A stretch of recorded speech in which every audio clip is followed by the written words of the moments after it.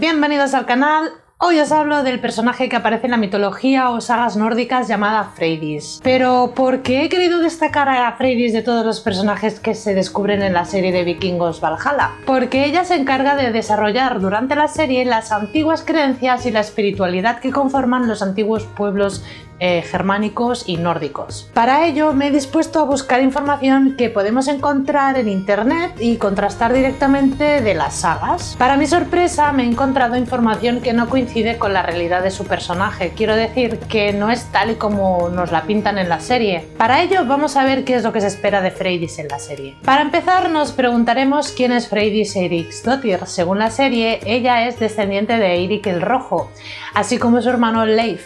Su papel es el de una mujer fuerte que viaja a Noruega para cobrarse una deuda de honor. Este hecho no es descrito en las sagas. Después de haberse presentado en la trama de venganza que lleva a cabo el rey Canuto para querer invadir a los ingleses, ella desempeña un papel de escudera en Kattegat. De este modo se adapta a las secuencias mostrando otra vez su poder como mujer guerrera. Hasta aquí podemos entender que la adaptación en la serie quiere mostrar su fuerza en los enfrentamientos que se disputaban el honor Inglaterra y Noruega, pero en realidad ella asume su papel en las sagas que nada tiene que ver con las deudas de honor entre vikingos y cristianos. Para empezar, sabemos que aparece en las sagas de los groenlandeses y en la saga de Eirik el Rojo, como ya sabemos que es mencionada como hija de Eirik el Rojo con el sufijo de Dottir. Todo lo que podemos descubrir de Freydis tendrá relación estrecha con las conquistas de tierras que realiza Eirik durante la historia. Estas están relatadas en el libro que ya os he mencionado, es este, y lo que hay que destacar para llegar a descubrir el papel de Freydis en ellas es que las sagas narran el descubrimiento e intento de colonización de América por los escandinavos hacia el año 1000. Eirik el Rojo fue considerado un delincuente de la época y fue desterrado de tierras noruegas hacia Islandia, y ahí se estableció y creó una asamblea no monárquica, siendo una de las primeras repúblicas democráticas del medievo. Esto está descrito del siguiente modo. Hacia el 930 sientan las bases de una muy peculiar república aristocrática que tiene lugar en el Halting, la Asamblea General, su institución más sobresaliente. El Halting, con poder legislativo y judicial, ha sido considerado como el primer parlamento del mundo, pero su funcionamiento era controlado por los Godar, sacerdotes y jefes políticos, miembros de las principales familias del país. Eirik se dispone a comprobar qué tan cierto es que existen, según algunas personas que viajaron hacia el oeste, si existen esas tierras con grandes bosques. De este modo se inicia la saga de los groenlandeses, siendo el punto de partida el descubrimiento de Vinland, tierra de viñas en el norte de América. La tendencia que había en la época era la de embarcarse hacia grandes colonizaciones de nuevas tierras para crear nuevos asentamientos y seguir expandiendo sus territorios. De este modo vemos como la gran mayoría de los relatos de la saga de los groenlandeses nos descubren este interés, la visita de nuevas tierras y las aventuras vikingas. Os hablaré de Islandia. Los escandinavos trataron de asentarse en aquellas tierras, aunque las dificultades con las que tropezaron fueron cada vez mayores y menores los recursos con que contaban para afrontarlas. Fue el sueco Gardar Svavarsson el descubridor escandinavo de la isla, a la que dio el nombre de Gardardsholm, la isla de Gardar. Le siguieron el vikingo Nadod, que la llamó Snæland, tierra nevada, y Floki Vilgerdarson, que le dio el nombre que hoy tiene, Island, tierra de hielo. Estos viajes se sucedieron en la sexta década del siglo IX, y aquellos nórdicos encontraron en Islandia, posiblemente la mítica Thule, a los Papar, anacoretas irlandeses que habían llegado allí en busca de soledad y pobreza para servir a Dios. Por aquel entonces, las figuras de los Papar, con sus báculos y sus libros religiosos, alcanzaban la isla en sus curach, embarcaciones de cuero con estructuras de madera. Pero entonces, negándose a convivir con aquellos paganos recién llegados, la abandonaron no sin antes haber sembrado en algunos corazones la semilla del cristianismo. En el año 1000, el Halting promulga una ley que hace del cristianismo la religión de Islandia. Aún así, la literatura islandesa es el corazón de la rica literatura escandinava del medievo, un conjunto valioso y original en el que la expresión de una Islandia que fue el último reducto de la cultura pagana de los escandinavos nos muestra también el peso que el cristianismo tenía en la época de sus autores. motores. Os hablaré de las naves vikingas, que eran de muy diversos tipos, y tanto las de guerra utilizadas casi siempre para el transporte de tropas, como las mercantes, dedicadas al comercio y al traslado de gentes a nuevas tierras, estaban sin duda entre las mejores de la época. Los Knerrirs o transatlánticos fueron los navíos que hicieron posibles los viajes que cuentan las sagas. Con ellos se emprendieron las colonizaciones de Islandia, Groenlandia y América. El Knord, que podía embarrancarse, al igual que los navíos de guerra, cortaba las olas llevando a bordo a unos 25 o 30 hombres, mujeres y niños junto con su ganado y sus vituallas. La calidad de sus naves era insuperable.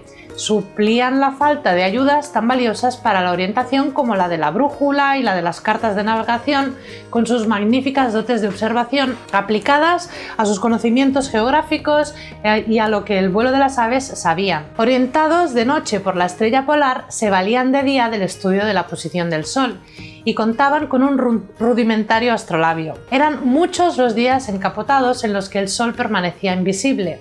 Algunos dicen que entonces acudían a la mítica piedra solar, fragmento de espato calcáreo que reflejaba la luz polarizada y descubría así el sol oculto. En uno de esos viajes y a bordo de un Nord, Gunborg Ulf Krakason descubrió unos islotes y vislumbró la tierra desconocida que había detrás de ellos. 60 años después, en el año 981, Eirik el Rojo, desterrado de Islandia a causa de los excesos de su espada, que ya le había obligado a abandonar su Noruega natal, se convertía en el verdadero descubridor de Groenlandia. La exploraría durante 3 años y le daría el nombre de Groenlandia, Tierra Verde. Muchos islandeses, seducidos por este nombre y empujados por las calamidades que sufrían por aquel entonces su país, en el que ya no era posible hacerse con nuevas tierras de calidad, ocuparon 25 Knerrirs que, capitaneados por Eirik el Rojo, emprendieron un viaje a Groenlandia en el año 985. Se concentraron en 2 asentamientos principales, y la colonia oriental era la más importante, y en ella se asentó Eirik el Rojo, fijando sus residencias en Brattahlid, en el fiordo que se llamó Fiordo de Eirik, y sobre ella ejerció su autoridad de patriarca. La colonia occidental fue abandonada a mediados del siglo XIV y la oriental sobreviviría, aunque en condiciones muy precarias, durante 150 años más, hasta que perecieron sus últimos habitantes. En la expedición que lleva a cabo Eirik el Rojo hacia tierras de Groenlandia, llevó a los nórdicos muy cerca de América. Un marino avistó nuevas tierras cuando una tormenta le había desviado de su rumbo. Fue entonces Leif Erikson quien hacia el año 1000 exploró el país descubierto. En los relatos se dice que descubre accidentalmente en un viaje que lo llevaba a Noruega, Groenlandia, unas tierras cuya existencia no había imaginado y en las que había uvas, trigo silvestre y arces. Casi todo lo que la saga de Eirik el Rojo cuenta de Vinlandia está incluido dentro de lo que nos relata de la aventura colonial de Karlsefni, de la que se ocupa tan detalladamente. Este era un comerciante islandés que marcha con su nave hacia Groenlandia, donde pasa un invierno con Eirik el Rojo y su familia, que le hablan de las excelencias de Vinlandia. En verano parte hacia allí con 3 naves y en compañía de los hombres de Eirik y Freydis. Se dirigen a colonizar las tierras. Encuentran uvas y trigo silvestres, pero en ese lugar pasan un invierno en condiciones muy precarias. Parece ser que la saga de Eirik el Rojo fue escrita más tarde que la saga de los groenlandeses. Esto explicaría las diferencias que se dan entre ambas sagas en cuanto al papel que cada una atribuye a un mismo personaje. De este modo os hablaré del papel que desempeña Freydis en las 2 sagas. En la saga de los groenlandeses se describe la familia de Eirik el Rojo. Este era respetado y lo reconocían como una autoridad. Tenía 3 hijos, Leif, Thorvald y Thorstein. También tenía una hija llamada Freydis, que estaba casada con un hombre llamado Thorvald. Según el documento, Freydis era una mujer muy altanera y dominante. Su marido, por el contrario, era más débil. Ella se había casado con él principalmente por su dinero. Si seguimos leyendo la saga de los groenlandeses, descubrimos un capítulo dedicado a Freydis en Vinlandia, en el cual Freydis se embarca en uno de los viajes a Vinlandia, porque se pensaba que esas expediciones eran buenas fuentes de fama y fortuna. Un día Freydis emprendió un viaje desde su casa para visitar a dos hermanos procedentes de Noruega, para proponerles si se unirían a ella aportando su barco para dirigirse a Vinlandia, y si estarían de acuerdo en compartir a partes iguales todos los beneficios de la expedición. Ellos dijeron que sí, y los dos hermanos y Freydis llegaron a un acuerdo de que cada parte debía reunir a bordo de su nave 30 hombres sin contar las mujeres. Pero Freydis traicionó el acuerdo añadiendo a su partida 5 hombres más a los que mantuvo ocultos. Los hermanos no se enteraron hasta que llegaron a Vinlandia. Los hermanos llegaron antes que la embarcación de Freydis y descargaron todas sus cargas en las casas de Leif, y esto no le gustó a Freydis, que les obligó a instalarse y construir sus propias casas. Entretanto, la partida de Freydis fue formando su cargamento. Durante el invierno se organizaron algunos entretenimientos que duraron algún tiempo hasta que surgieron algunas diferencias y malos sentimientos. De este modo se abandonaron y cesaron las relaciones entre los grupos. Una mañana temprano Freydis se levantó y se vistió, pero no calzó sus pies. Afuera del rocío humedecía todo. Se puso la capa de su marido y se encaminó a la puerta de la casa de los hermanos. Ella abrió la puerta y permaneció en el umbral durante un rato sin pronunciar palabra. Uno de los hermanos estaba echado en la cama, estaba despierto y le preguntó a Freydis qué es lo que buscaba. Ella le contestó que deseaba hablar con él y de este modo entablaron una conversación.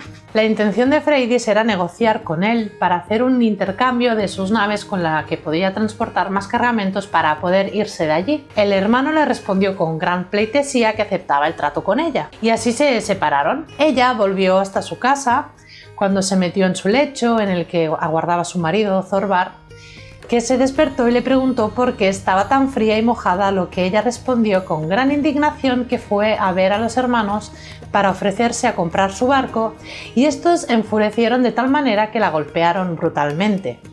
Seguidamente le pidió que vengara su humillación.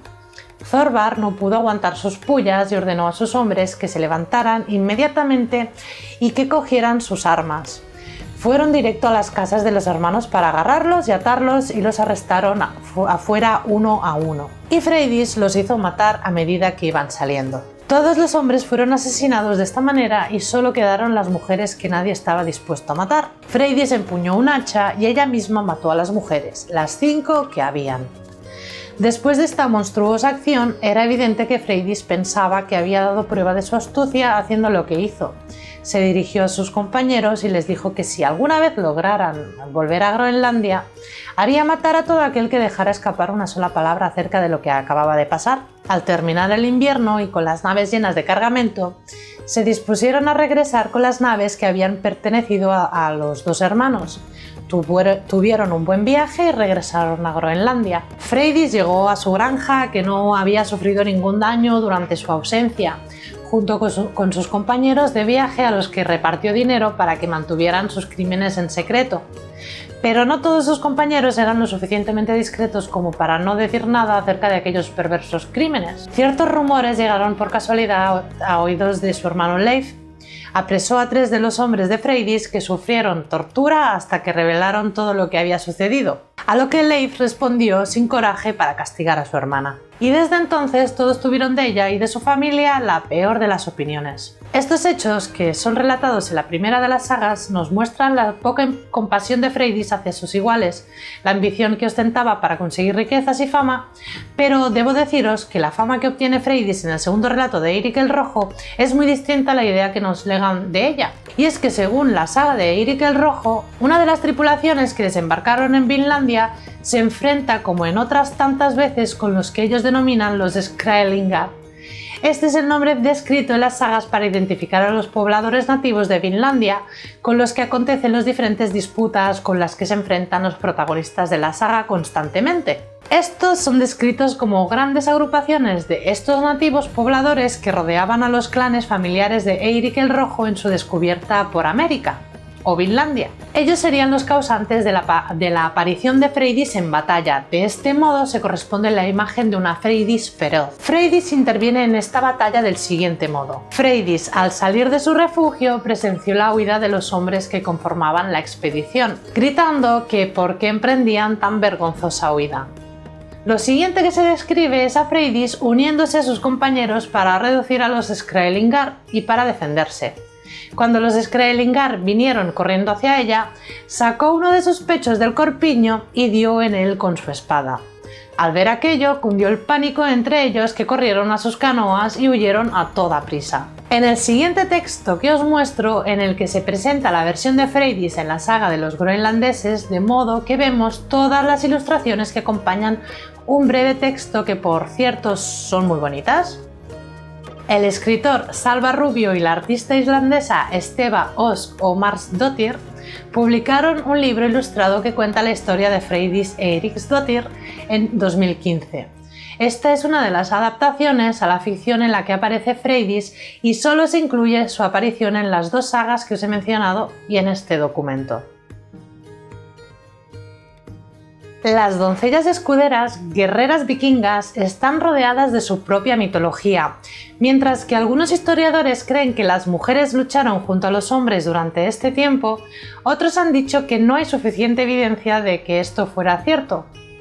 Freydis no aparece en las sagas descritas como una escudera, así como en la serie de vikingos Valhalla quieren hacerla ver, pero sus acciones en estas sagas insinúan que ciertamente era capaz de defenderse. En la saga de los groenlandeses, asesina a 5 mujeres cuando su marido se niega a cometer el hecho.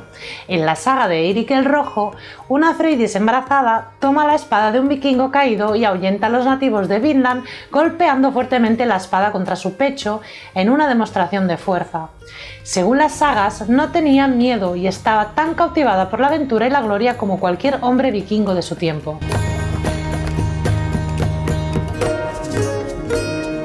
Así, el personaje de Freydis conforma una visión de la mujer guerrera en la época de las sagas groenlandesas que nos da que pensar que la valentía y la fuerza femeninas pueden ser partícipes en aquella sociedad. Por lo tanto, sabemos que Freydis da un enfoque importante en el transcurso de la serie como un personaje feroz y guerrero junto a otros personajes que desarrollan la trama, del mismo modo que enfoca la práctica y rituales mágicos en la época de la conquista del cristianismo de las tierras nórdicas. Ya sabemos qué papel conforma a Freydis en esta serie, veremos qué tipo de prácticas se llevan a cabo teniendo en cuenta el interés de Freydis. Todo esto lo veremos en el siguiente vídeo, que podréis seguir dándole al botón de suscripción del canal. Sin más, os dejo hasta el próximo vídeo. ¡Adiós!